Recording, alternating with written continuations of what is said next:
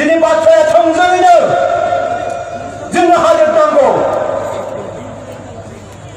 बर'नि मोनसे pending demand Bharat सरकारनि रेजिस्टाराव गोग्लैसारनाय मोनसे पेन्डिं डिमान्ड बे डिमान्डखौ थाबनो जाफुंहोनांगौ। नोंथांमोनखौ लानानै नोंथांमोननि जानानै जों दिनै नलबारि उदालगुरिनि फोथाराव दिनै भारत सरकारनिसिम मोदी सरकारनिसिम जोंनि राजायै मेसेजखौ हरनो सानदों। बर'फोरा जिराया माब्लाबाबो जों जिरायनो थाया। गासां इलेक्सनाव जों जेनबायबा इलेक्सनाव जों सासेबो एमपि हरनो हायाखैबा जों जेननानै थादों। नाथाय जों जयसो जादों।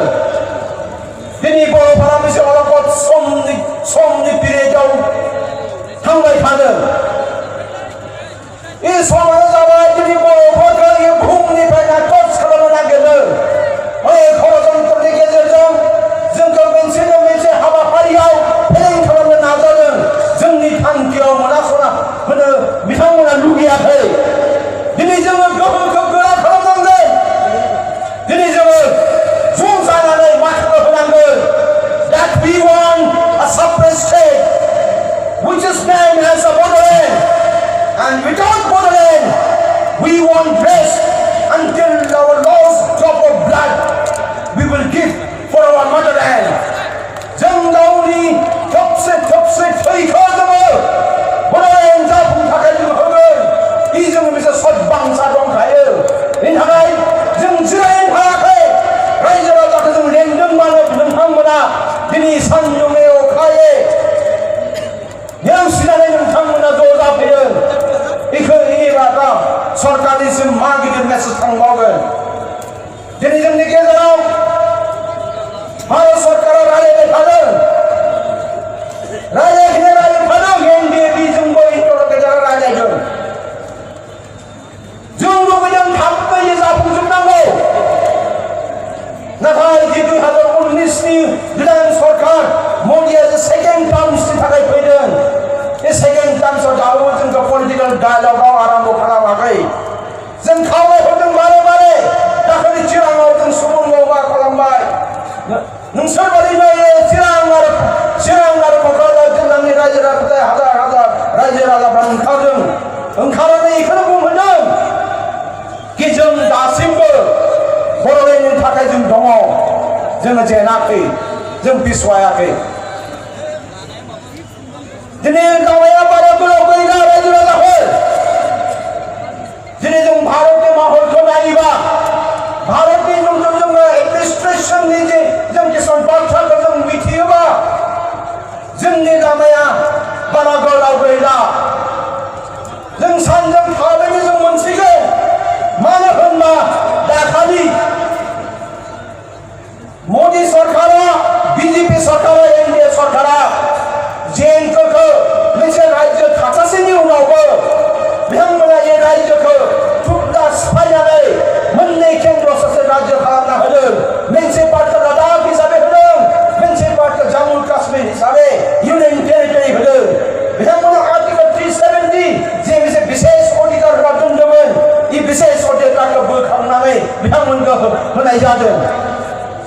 थांनाय बाराव 2017नि जे सरकारा गावसिनि मोनसे मेजरिटि गैयामोन रायजो सभायाव आरो लोगोसे गावनि हिसाबै बिजेपिआबो लकसभायाव इसिबां गोहो गैयामोन।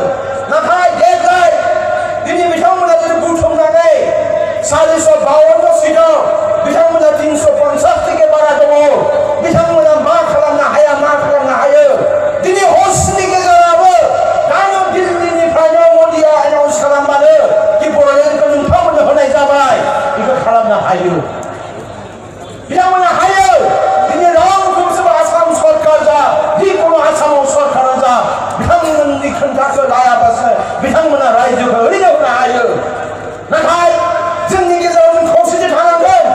दिनै मोनबा संगठनानो खौसेथि जानानै जाबाल' जाया। दिनै खौसेथि जानांगोन। गोबां संगठन दिनै बर'नि गेजेराव दङ। बिथांमोना दिनै नांगौ। बिथांमोनाबो जे रायजो राजाफोर दङ। बे बाथ्राखौ बिथांमोनाबो रोखा फोरमायनांगोन। थोंजों भाबै फोरमायनांगोन। दिनै जों गावसोर होनो नागिरदों रायजो राजा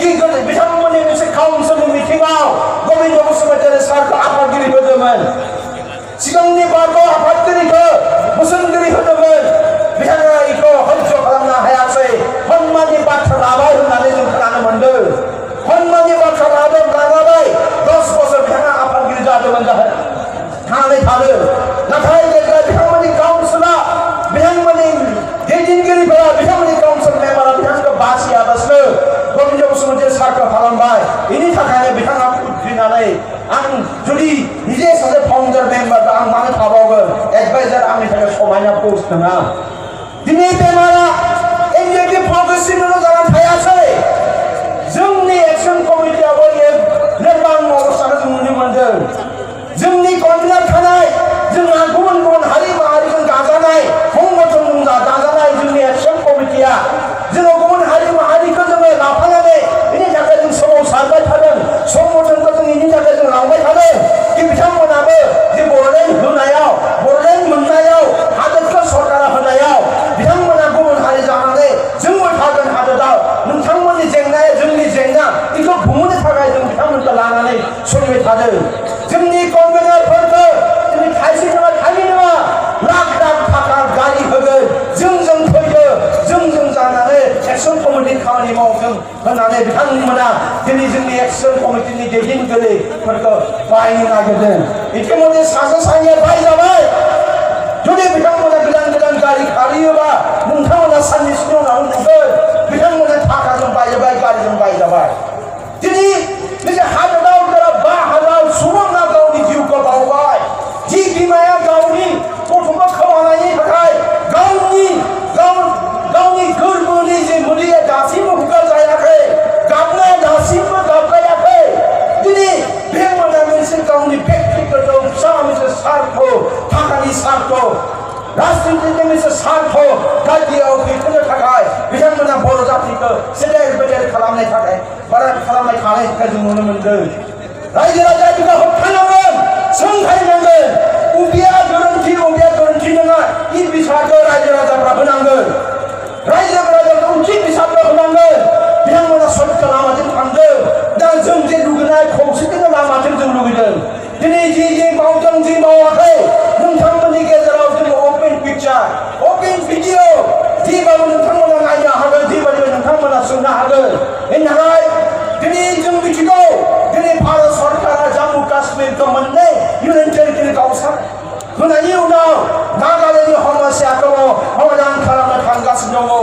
बेनि उनावनो दिनै बर'नि जेंनायाबो लाइनआव दङ भारत सरकारनि टप एजेन्डायाव दं होननानै जों मिथिदों बे समाव दिनै किसुमान सरकारनि गुबुन हारिनि गावनि मोनसे षड्यन्त्र किसुमान संगठनफोरा जोंखौ थुब्दा-थुब्दि गावस्रा होनानै जोंनि जे दाबि दुआखौ जाफुंहोनायाव बादा होनो नागिरदों रायजो राजाफोर इ उत्तरखौ इ फिनखौ नोंथांमोना एनालाइज खालामनानै नोंथांमोना साननानै नाय आरो इनि प्रत्युत्तरखौ नोंथांमोनासो होनांगोन दिनै जों खौसेथिखौ जों लुगैदों खौसेथिया जानांगौ खौसेथिया थाबाय थानांगौ आरो इ खौसेथिखौ नुबासो दिनै सरकारा दिनै गुबुन हारिया जोंनि गोहोखौ जोंनि गोग्गोमखौ नुनानै बिथांमोना बाध्यता जोंनो जोंनि जे मोननाय जायगा मोन्थाय बे मोन्थायखौ होनो थाखाय बाध्य जागोन जय बर'लेण्ड जय बर'लेण्ड जोंनो नांगौ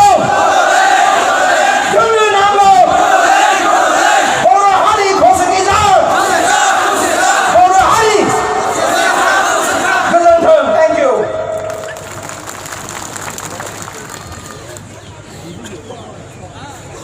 मानगोनां राकेश बर' पिपल जयेन्ट एक्शन कमिटिनि चिफ कनभेनर बिथांनिसिम बे समाव साबायखर बावबाय